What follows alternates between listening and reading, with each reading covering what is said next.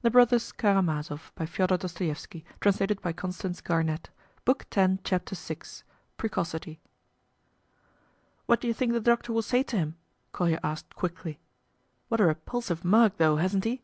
I can't endure medicine." "Ilusha is dying, I think that's certain," answered Alyosha, mournfully. "They're rogues. Medicine's a fraud. I'm glad to have made your acquaintance, though, Karamazov. I wanted to know you for a long time. I'm only sorry we meet in such sad circumstances." Kolya had a great inclination to say something even warmer and more demonstrative, but he felt ill at ease. Alyosha noticed this, smiled, and pressed his hand.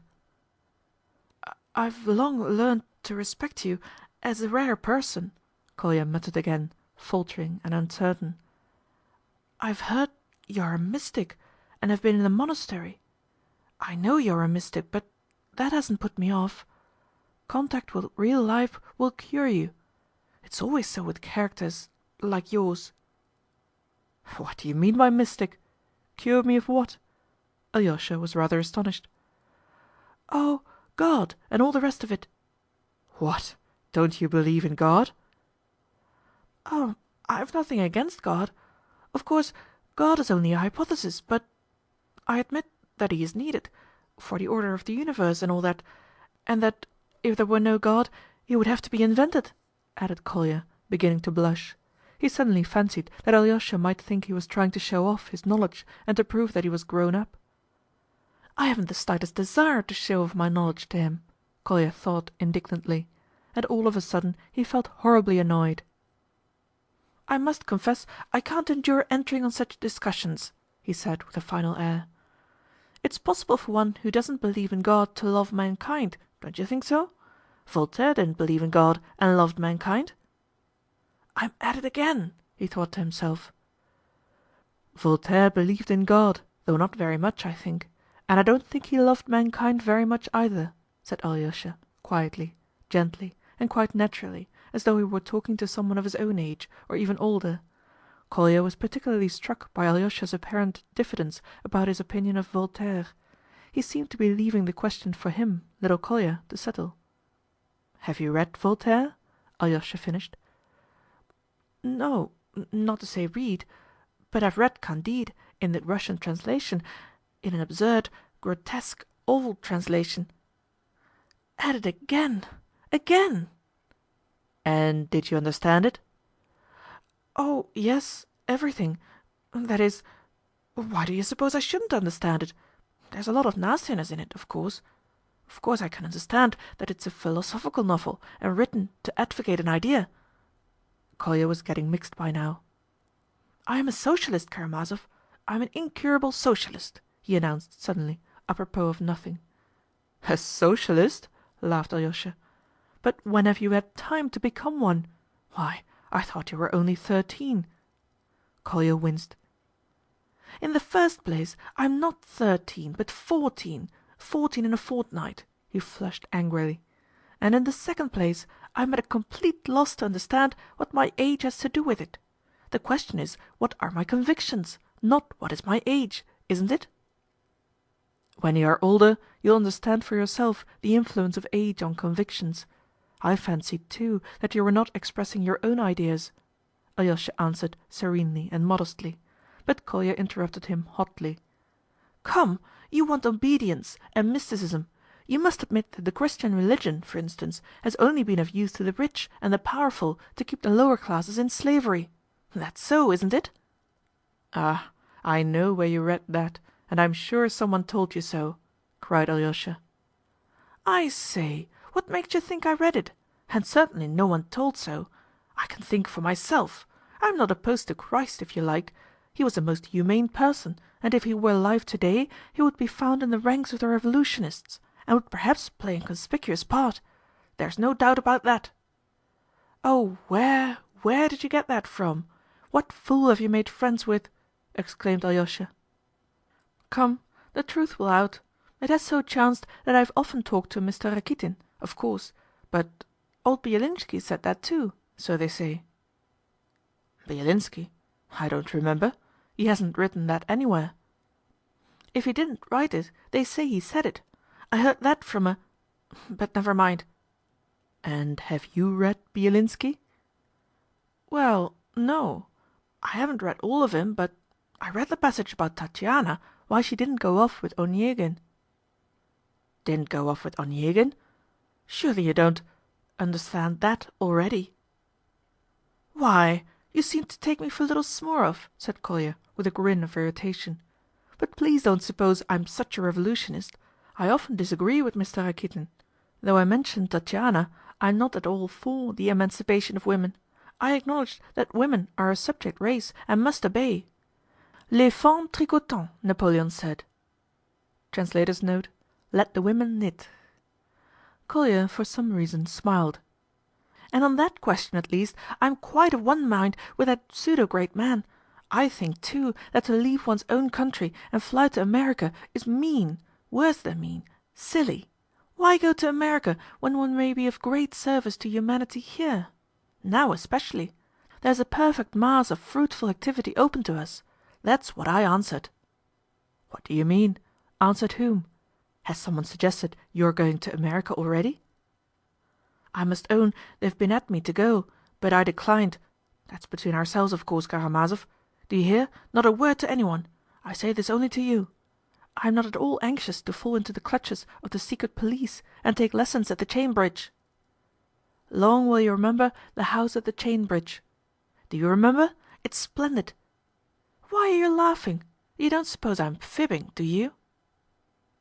What if you should find out that I've only that one number of the Bell in father's bookcase and haven't read any more of it?" Kolya thought with a shudder. "Oh no, I'm not laughing, and don't suppose for a moment that you are lying. No, indeed, I can't suppose so, for all this, alas, is perfectly true. But tell me, have you read Pushkin? Onyegin, for instance?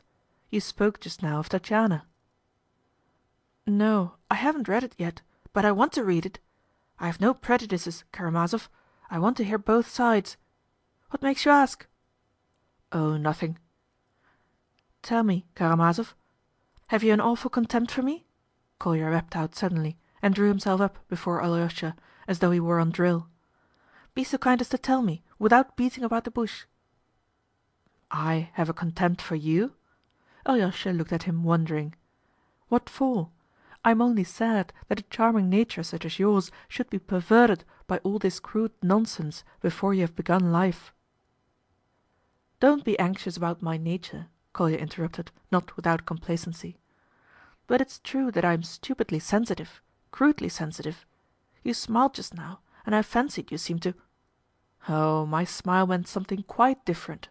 I'll tell you why I smiled. Not long ago I read the criticism made by a German who had lived in Russia on our students and schoolboys of today. 'Show a Russian schoolboy,' he writes, 'a map of the stars, which he knows nothing about, and he will give you back the map next day with corrections on it. No knowledge and unbounded conceit,' that's what the German meant to say about the Russian schoolboy." "Yes, that's perfectly right." Kolya laughed suddenly. "Exactly so. Bravo the German! But he did not see the good side. What do you think? Conceit may be, that comes from youth. That will be corrected if need be. But, on the other hand, there is an independent spirit almost from childhood, boldness of thought and conviction, and not the spirit of these sausage makers, grovelling before authority. But the German was right all the same. Bravo the German! But Germans want strangling all the same. Though they are so good at science and learning, they must be strangled." "Strangled? What for?" smiled Alyosha. "Well, perhaps I am talking nonsense, I agree. I'm awfully childish sometimes, and when I am pleased about anything I can't restrain myself and am ready to talk any stuff. But, I say, we're chattering away here about nothing, and that doctor has been a long time in there. But perhaps he's examining the mamma and that poor crippled Nina. I like that Nina, you know. She whispered to me suddenly as I was coming away, 'Why didn't you come before?' And in such a voice, so reproachfully. I think she is awfully nice and pathetic." "Yes, yes. Well, you'll be coming often, you will see what she's like. It would do you a great deal of good to know people like that, to learn to value a great deal which you will find out from knowing these people," Alyosha observed warmly. "That would have more effect on you than anything." "Oh, how I regret and blame myself for not having come sooner!" Kolya exclaimed, with bitter feeling. Yes, it's a great pity. You saw for yourself how delighted the poor child was to see you, and how he fretted for you to come. Don't tell me! You make it worse! But it serves me right. What kept me from coming was my conceit, my egoistic vanity, and the beastly willfulness which I never can get rid of, though I've been struggling with it all my life. I see that now. I'm a beast in lots of ways, Karamazov. No, you have a charming nature, though it's been distorted, and I quite understand why you have had such an influence on this generous, morbidly sensitive boy," Alyosha answered warmly. "And you say that to me!" cried Kolya. "And would you believe it, I've thought several times since I've been here, that you despised me. If only you knew how I prize your opinion!" "But are you really so sensitive? At your age? Would you believe it, just now, when you were telling your story, I thought, as I watched you, that you must be very sensitive." "You thought so? What an eye you've got, I say! I bet that was when I was talking about the goose. That was just when I was fancying you had a great contempt for me for being in such a hurry to show off, and for a moment I quite hated you for it, and began talking like a fool. Then I fancied, just now, here, when I said that if there were no God he would have to be invented, that I was in too great a hurry to display my knowledge, especially as I got that phrase out of a book. But I swear I wasn't showing off out of vanity, though I really don't know why. Because I was so pleased? Yes, I believe it was because I was so pleased. Though it's perfectly disgraceful for anyone to be gushing directly they are pleased, I know that. But I'm convinced now that you don't despise me. It was all my imagination. Oh, Karamazov, I'm profoundly unhappy. I sometimes fancy all sorts of things, that everyone is laughing at me, the whole world, and then I feel ready to overturn the whole order of things." "And you worry everyone about you," smiled Alyosha. "Yes, I worry everyone about me, especially my mother. Karamazov, tell me, am I very ridiculous now?" "Don't think about that. Don't think of it at all," cried Alyosha. "And what does the ridiculous mean? Isn't everyone constantly being or seeming ridiculous? Besides, nearly all clever people now are fearfully afraid of being ridiculous, and that makes them unhappy. All I am surprised at is that you should be feeling that so early, though I've observed it for some time past, not only in you. Nowadays the very children have begun to suffer from it. It's almost a sort of insanity. The devil has taken the form of that vanity and entered into the whole generation. It's simply the devil," added Alyosha, without a trace of the smile that Kolya, staring at him, expected to see. "You are like everyone else," said Alyosha in conclusion. "That is, like very many others.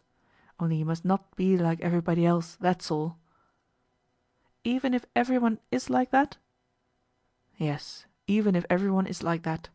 You be the only one not like it. You really are not like everyone else.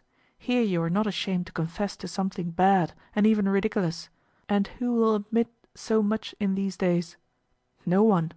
And people have even ceased to feel the impulse to self-criticism. Don't be like everyone else, even if you are the only one." "Splendid! I was not mistaken in you. You know how to console one. Oh, how I have longed to know you, Karamazov! I have long been eager for this meeting. Can you really have thought about me too? You said just now that you thought of me too." "Yes, I'd heard of you and had thought of you too. And if it's partly vanity that makes you ask, it doesn't matter."